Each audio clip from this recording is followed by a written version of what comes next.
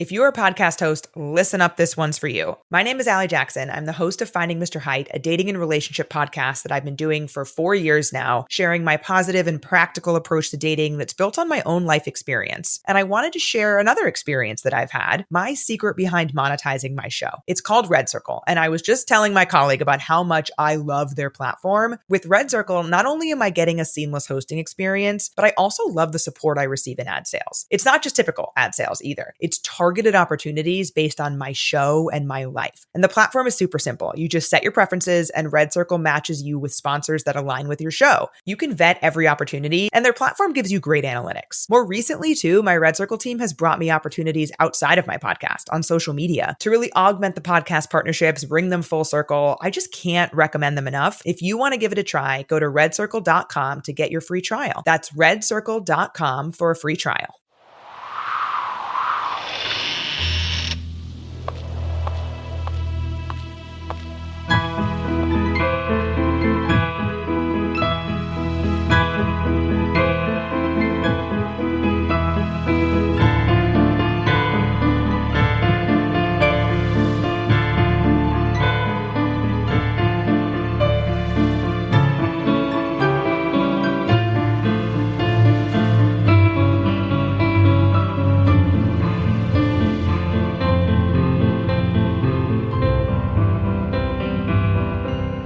With Wings Productions presents episode 26 of the Skylark Bell Wingspan. I'm your host, Melissa Oliveri.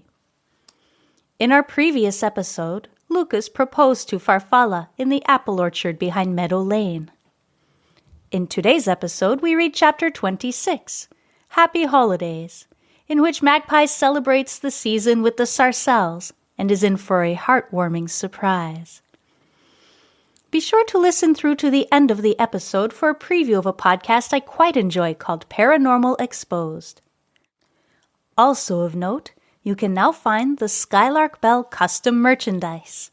Everything from clothing to mugs, notebooks, postcards, stickers, magnets, and more. Just visit my website, melissaoliveri.com/store. The link is also available in the show notes of this episode. Now, it's time to get settled in. Grab a blanket and a warm drink, and let's get started. Brr, it's freezing out there, says Julian, pulling off his boots by the front door. Well, it's nice and warm in here, counters Magpie, smiling at him from one of the chairs by the fireplace. Julian walks to the fireplace and stretches his hands out in front of the flames. Have you spoken to your mom today? He asks. Yes, we wished each other happy holidays. She's planning on celebrating at Meadow Lane. Her current guests are repeat customers and they've become quite good friends, she answers. In the months since Magpie's return to Scotland, she has struggled with leaving her mother behind in Pocket, but recently has come to terms with the fact that her mother has built a life there and is happy. My mom and dad are very excited to be celebrating with us, says Julian, turning toward Magpie.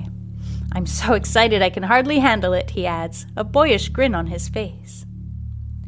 Once you thaw out, we can decorate the tree, she says, looking at the bare tree that Alfred had surprised them with the day before. Then I'll get started on the cookies, she says, his contagious, childlike excitement infecting her. Oh, I'm all warmed up, he says, clapping his hands. Let's do it. They head up to the attic to the decorations stored there, then maneuver the stairs awkwardly, their arms loaded with boxes. I'm so excited to see what's in here, says Magpie. Some of the boxes look quite old and appear to contain things that may have belonged to the original Carnifex family. Magpie opens the first box and finds loads of vintage glass ornaments in all different shapes and colors, carefully stored in their original packaging. Fantastique, says Julian. I love that mid-century modern style. Why don't you put these on the tree and I'll open the next box, says Magpie. The next two boxes contain more glass ornaments, followed by a box with some small wooden ornaments painted in bright colors. Together they go through boxes of lights and garland, which they string along the beams on the ceiling and across the fireplace mantel. "The house looks great," says Manon, walking in the front door and stomping the snow off her feet. "We found some pretty amazing decorations up in the attic," says Magpie. "Oh wait, you forgot a box," says Julian, slipping a smaller box out from under the couch. Magpie sits on the couch with the box on her lap. She carefully lifts the flaps and gasps when she sees the contents. Inside are several handmade ornaments. They appear to be decades, maybe even 100 years old. Magpie pulls one out and holds it up.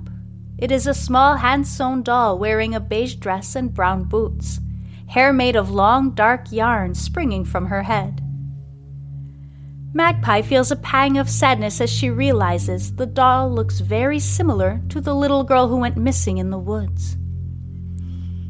She pulls out several other dolls, presumably the rest of the family: a woman, a man, a small boy, and a dog.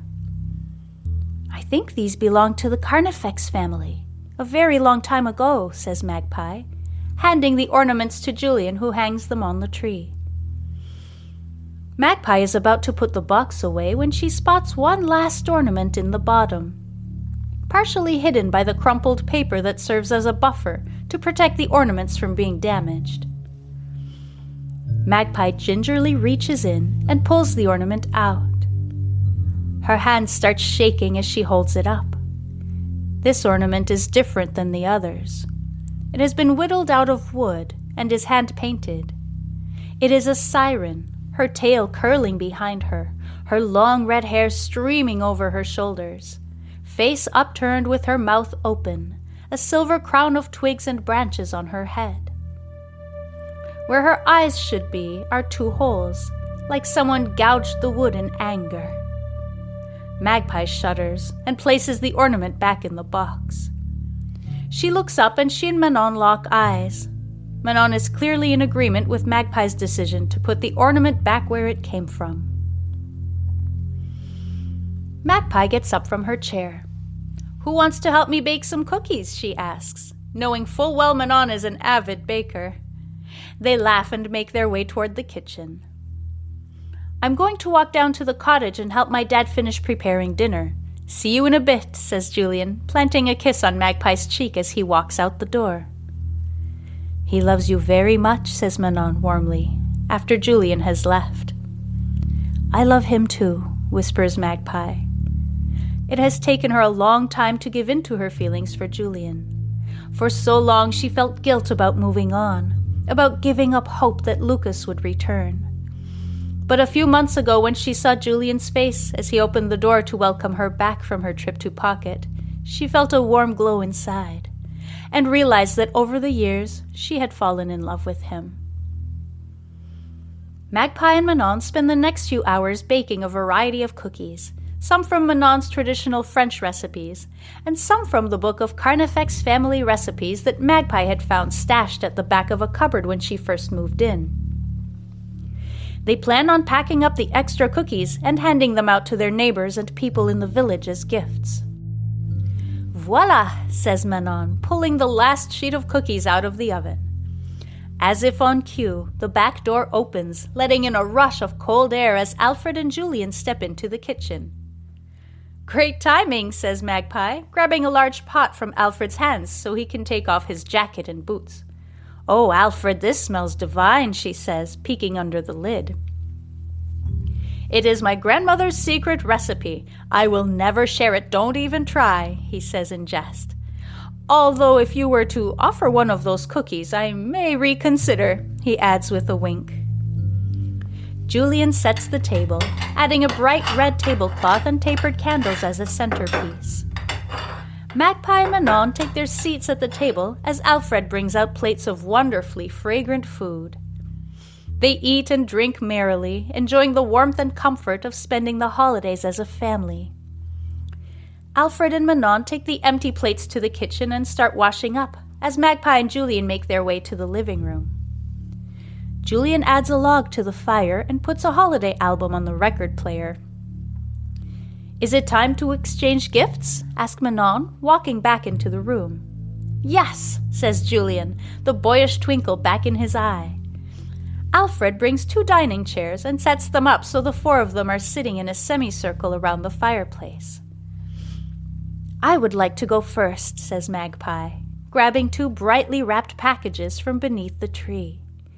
She hands one to Manon and one to Alfred, and watches their faces as they unpack the beautiful tartan scarves she chose for them at the gift shop in town.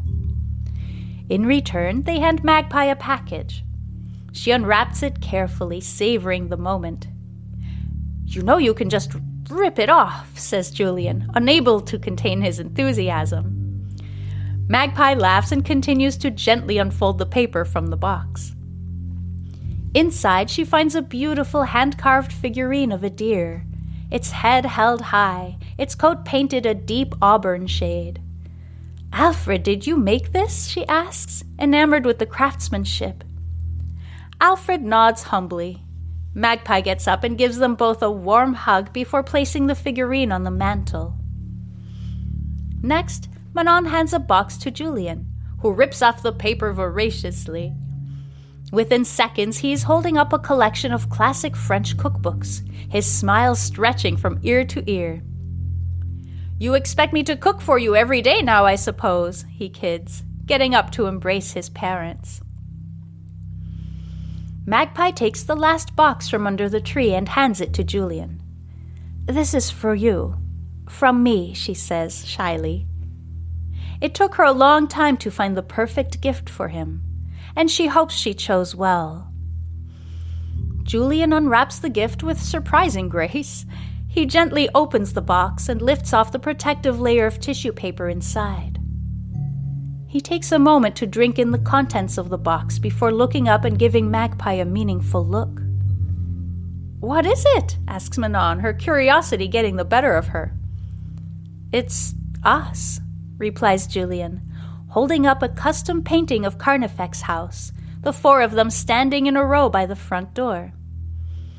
Magpie smiles, happy and relieved that Julian seems genuinely touched by her gift.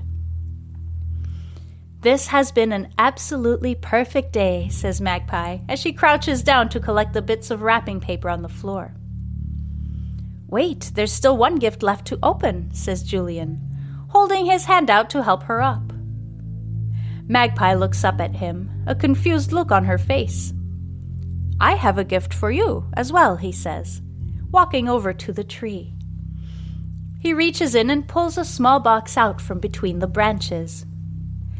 Magpie's heart starts beating at the sight of it. Julian pulls the small blue ribbon from the box, then kneels before Magpie as he pries it open. Inside is a beautiful, simple gold ring with a blue stone set in the center of it. "Magpie, will you marry me?" he asks, looking up at her expectantly. Magpie's heart feels like it's going to pop right out of her chest.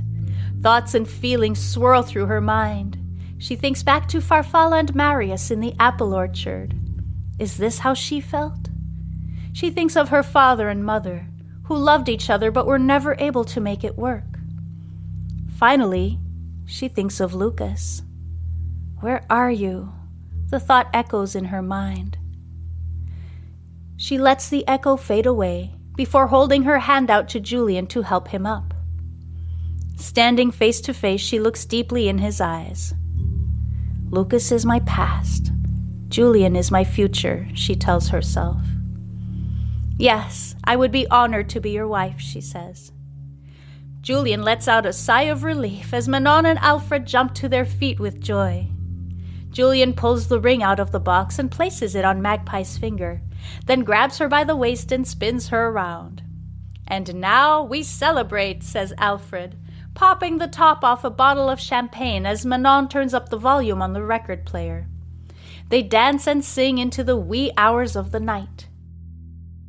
Finally, Manon and Alfred head back to the cottage, and Magpie and Julian go up to bed. Long after Julian has fallen asleep, Magpie lays in bed looking out the small window at the moon outside, running the events of the last few years through her mind. She focuses on the foreign feeling of the ring on her finger, and finally feels her eyes getting heavy. "Goodbye, Lucas," she says softly, then rolls over to face Julian as she gives in to sleep. Thank you so much for listening. Join me next week for Wingspan Chapter 27, Mirror Pond, where Lucas experiences the terrible winter of 1925 firsthand. The Skylark Bell is brought to you by Phaeton Starling Publishing and features original music by Canal. If you are enjoying this story, please consider leaving a rating on Spotify or a review on Apple Podcast. They help give the podcast visibility so others can find and enjoy the story. You can also support my work through a subscription to Patreon, where you get early access to episodes, as well as MP3 downloads of the music, artwork, behind-the-scenes videos, and more. Just check the show notes for links. Before I go, I'd like to share this reel for a podcast I quite enjoy called Paranormal Exposed. Listen to the skeptic host's take on paranormal stories. If you enjoy the more ghostly side of the Skylark Bell, you'll want to check out Paranormal Exposed. Hey guys, this is Michelle, and I want to first of all thank you all for checking out this podcast. You may be wondering what you were in for tuning into a podcast called Paranormal Exposed. Well, let me tell you what you're going to get on this ride. First off, I am a skeptical, want-to-be believer in the paranormal. I'm going to be looking into various paranormal stories and give you all the information that you can possibly handle. You will get the history behind your favorite stories, along with some stories you might never have heard of. So, of course, this isn't a history podcast, it's a paranormal one. So, of course, I'm going to present the haunted reports, as well as any photographic, video evidence, or any of that I find along the way. All the episodes will feature stories based in the United States, and I will cover various paranormal phenomena. So join this skeptic every Wednesday wherever you tune into podcasts, and together we will find the truth and expose the paranormal to be real or not. Thank you once again for listening. I'm Melissa Oliveri, and this is the Skylark Bell Podcast.